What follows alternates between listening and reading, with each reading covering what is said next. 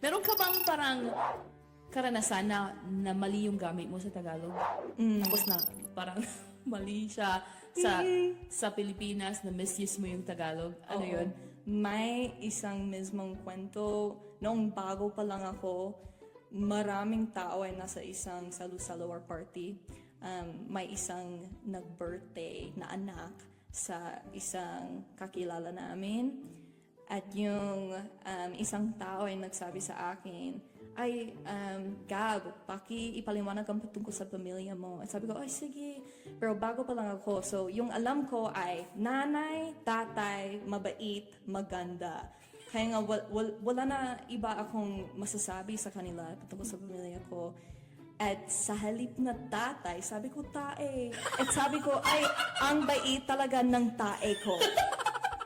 At, yung lahat ng mga mukha nila, parang ganito. At